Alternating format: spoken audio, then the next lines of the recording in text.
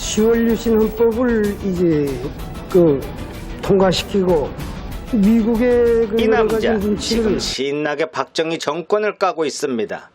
이 모습을 본 박정희 전 대통령은 개도 주인을 알아보는데 라며 대노했다고 합니다. 안녕하세요. 역사지존의 역사이야기 남산의 부장들 김형욱 편입니다. 황해도에서 태어난 김형욱은 박정희 전 대통령이 일으킨 5.16에 동참한 덕분에 중앙정보부 자리에 오릅니다. 이때부터 남산의 중앙정보부는 공포의 대명사가 됩니다.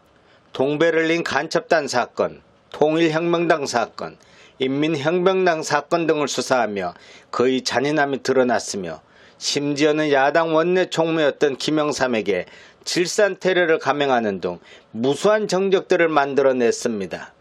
그래서 국회의원 이만섭이 그의 해임 건의안을 박정희에게 전달하자 박정희는 처음엔 이를 거절했으나 그동안 그의 횡포에 시달린 야당과 주변의 반발이 심해지자 결국 김형욱을 해임시키게 됩니다. 이에 김형욱은 박정희에게 깊은 원한을 품게 됩니다. 대통령이 날들어 시라고 하다니 지난 6년간 온갖 악역을 다 도맡아 했는데 미칠 것만 같다고 생각한 그는 미국으로 떠났습니다.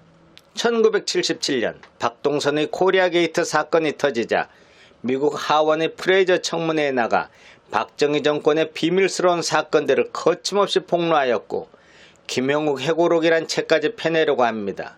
이 김형욱 해고록의 존재를 알게 된 박정희는 해고록을 내지 말 것을 종용하면서 200만 불을 주기로 하고 프랑스로 불러냅니다. 하지만 200만 불을 받으러 파리에 도착한 김형욱은 그곳에서 행방불명되고 맙니다. 자, 그럼 김형욱은 어떻게 되었을까요? 여러 설이 있었으나 납치되어 곧바로 죽었다는 게 정설이고 어떻게 죽였냐를 놓고는 수많은 설들이 있습니다. 첫 번째 설로는 대한항공 화물기 편으로 청와대 지하실로 데려와 박정희가 직접 M1 카빈을 머리에 대고 쏴 처형했다는 설.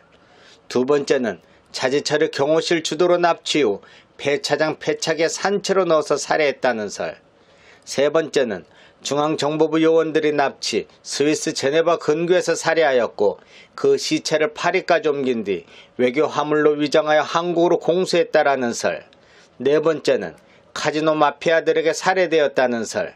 다섯 번째는 자신이 직접 김형욱을 죽였다고 주장하는 이모 씨가 있습니다. 1979년 당시 프랑스 파리에서 납치, 당일로 김형욱을 마취시킨 뒤 반쯤 의식불명이 된 그를 산채로 머리부터 양계장 대형 믹스에 넣어 갈아 죽였다고 합니다.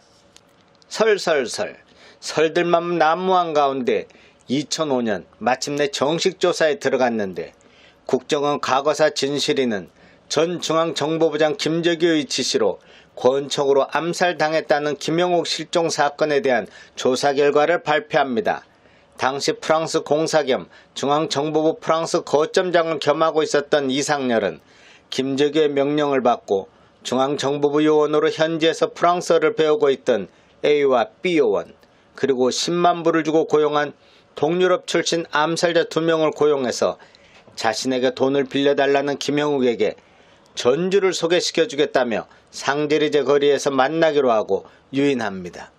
돈을 빌리기 위해 상제리제 거리에 도착한 김형욱을 승용차를 이용해 납치한 뒤 파리 근교에서 동유럽 암살자가 소련제 소음권총 7발을 발사해 살해합니다.